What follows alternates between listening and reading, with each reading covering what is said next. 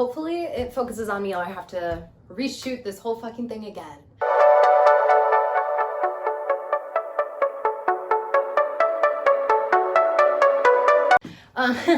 Hi, my name is Eponine. You may also know me as 420 Panini on TikTok. I used to be super embarrassed about being a TikToker. God, I've never called myself that out loud, I don't think. Really proud of it now. Like, it's really cool. I have the ability to teach people really cool things, and something that I'm really passionate about is leftist politics. This is something that I really care about, and something that I wanted to make a YouTube channel about. And I've been teasing on my TikTok page for a while, so I'm finally doing it. This first video is just gonna be kind of a Q&A. I get a lot of questions about Marxism, about my personal views, because if you don't know, hi, I'm a communist. I'm an anarcho-communist. That's probably gonna get this demonetized already. Me and my friend went to Wendy's today to get the new Frosty Chino because we've been like seeing it. Have you guys been seeing that everywhere advertised like we have? It's been crazy. But yeah, we went to go to get a new Frosty Chino, and we were in the drive-thru and we saw a car wash and we were like, let's go to the car wash. I didn't need to include the Wendy's. I don't know why I included the Wendy's. It's not a part of the story. But we went to the car wash and we were excited because, you know, car wash, you just like sit there alone and enjoy kind of like watching the water and the soap, and it's pretty. But actually it was just one singular dude washing my car. So it was cute. It was cute. All right. So let's get into it. Yeah, if you're a conservative, you're not gonna like anything I have to say here, except maybe that I like guns. But I'm not even really gonna talk about that, except for right now, when I said it. Okay. All right, so the first question is from Joe Millie _ on TikTok. She asked, are you voting for Biden? Of course, I'm not a dumbass. I am a leftist. I hate Joe Biden. I hate him. I don't think he's as bad as Trump, but I think he's really up there, and I really resent Democrats for getting us into this situation. Under a video of mine where I was advocating for the abolition of the prison industrial complex, at X Labs commented, I agree, but how would we deal with the violent criminals? So they're referencing what I said when I was basically like non-violent people shouldn't be in prison. They shouldn't be rotting away like animals. So this is kind of where I stray from modern liberalism. I'm pretty pro death penalty in the ethical sense. I think if you're a rapist, if you're a child rapist, if you murder somebody, I think it's okay for you to die. Really, I don't think you contribute anything more to humanity. We don't need you.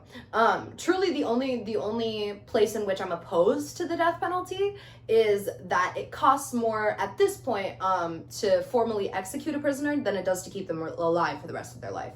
However, I don't necessarily think that prison in concept, you know, just putting somebody away from society, right? Isolating them. But I don't necessarily think that is a bad circumstance for people like murderers, like rapists and stuff like that. I just think some of the economic aspects of it, because hello, again, I'm a Marxist, need to be changed. Like, I don't think anybody should be profiting off of prison labor or prisons in general. So at small brain silly on Instagram, I'm sorry, all of these handles, if I get them wrong, I'm sorry, on Instagram asked if I could explain Marxism in simple terms. I would love to explain Marxism to you. So Marxism as a theory was posed by Karl Marx and later developed by Friedrich Engels, and it basically says that the root of all societal problems is in the class struggle.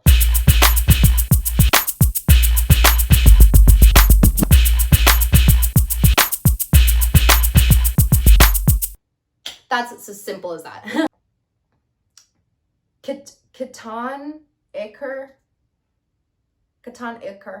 Okay, ask the difference between Marxism and communism.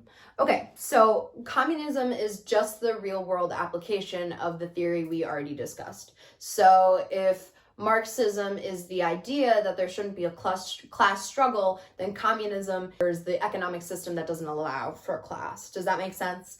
And also that Marxism, because Marxism is a theory, it needs to be isolated entirely from communism. Because when you're talking about communism, right, you're talking about both the economic system and its presence in history, because when you're talking about communism, you're talking about Cuba, you're talking about China, you're talking about Russia. When you're talking about Marxism, you can also, of course, include all of these past communist nations and the history of communism, but you definitely need to separate the theory from the real world application when you're talking about things like ethics versus real world policy. At the Pez dispenser on Instagram asked what my stance is on mutualism. Hi Spencer, this is a person I went to school with. He's super cool. So for those of you that don't know, or at least as far as I understand mutualism, I haven't gone very deep into it. I just know it from like a couple of books that I've read. So mutualism is basically an anarchist school of thought that suggests that the workers should be compensated for the full product of their labor. Oh, also mutualism they don't believe that the workers should be compensated by any capitalistic means like loans or investments. So just kind of like basically anarchists just don't like fake money. You know what I mean? Like mutualism doesn't like fake money. Loans and stuff like investments and debt, that's fake money. That it's not tangible. It's not in the real. When a worker is compensated for the full product of his labor, if he works X amount of hours, 3 hours equals 18 hours worth of labor, he gets those, trying to do 18 times 3. If a worker works 3 hours and it's $18 an hour, he gets $54, no more, no less. Boom. I'm pretty comfortable with this school of thought. I follow most anarchist ideals. Where I stray from this though is the idea of owning private property. That's a part of mutualism that I don't really like. Okay. Karen Vasquez 807 asked me what I think of people that aren't feminists, especially women. I think they're stupid, obviously. I have a little more empathy when it comes to women that are, or I guess I don't. You know what? I was going to say I have more empathy for women who are anti-feminist because I think it comes from a place of the patriarchy and a kind of feeling kind of being taught to hate all things that are women. You know what I mean? All of the antithesis of feminism is in society. You know what I mean? So I understand that position from a certain point. We've all gone through a pick me phase. You would be so lying if you said that you never went through a phase of your life where you hated on your own gender as a woman if you're a woman because you wanted to impress a man or because you needed male validation or something like that. To some degree, we're all guilty of that, which is fine. I understand it. But on the same coin, it's kind of less forgivable in that like women experience the patriarchy. They experience the oppression of the patriarchy and still turn around and advocate for it. So that's kind of it's not any clear answer, but those are my thoughts. It kind of feels also just like a chicken eating a chicken sandwich. Like, it just feels stupid. Like, girl, you are a woman. What do you mean? That being said, I don't think human cannibalism is necessarily unethical. Actually, cannibalism isn't that unethical. But what I'm saying is it looks wrong. And it is wrong. Unlike cannibalism.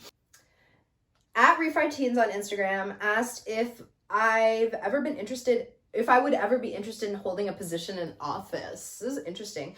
No, not in the system of democracy we currently have today, especially not at a federal level. But a couple weeks ago, I fully watched the Jeffrey Epstein documentary, and oh my God, I've just been so hyper aware of what absolute moral evil exists in the world of the elite US, you know what I mean? So I would never want to be at that level. I don't want to experience anything that's up there. Maybe I could see myself being like a small town mayor or like a district representative.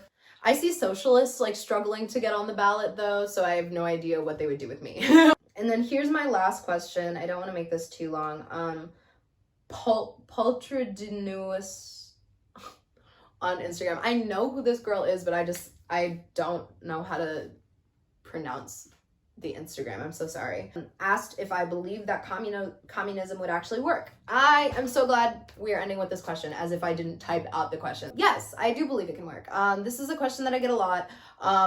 It stems from the fact that most large-scale real-world applications of Marxism have failed, air quotes, in the way that a lot of people have died.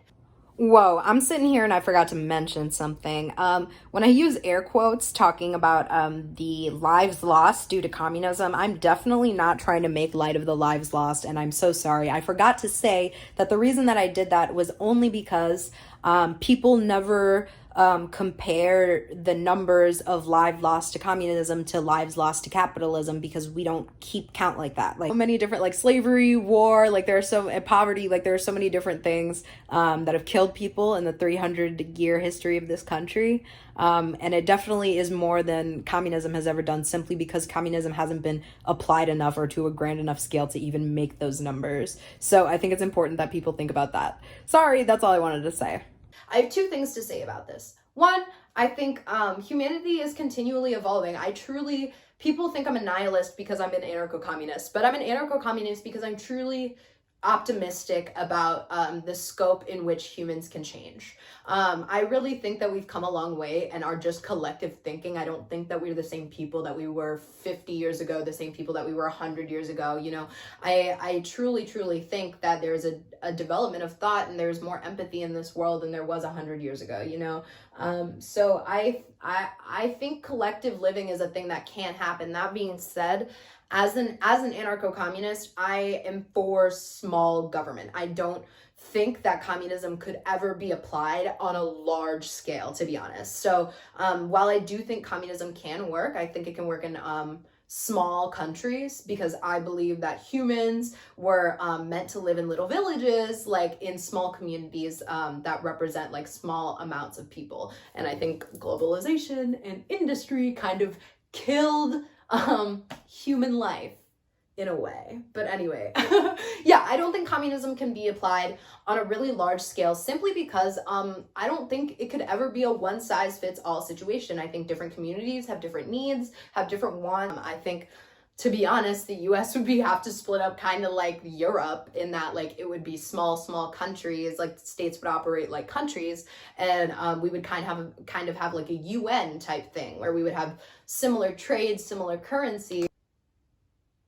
We would have, you know, smaller government. So yeah, I do think communism can work. I just think it needs to be readjusted in the way that it's applied. Thank you all for watching. So I just wanted to get something out there before I convince myself not to do it. I have a lot of anxiety, so it's hard for me to get things started. If you wanna follow any of my other socials, they'll be in the bio down below. And yeah, it was great hanging out and fucking around. I'll see you later.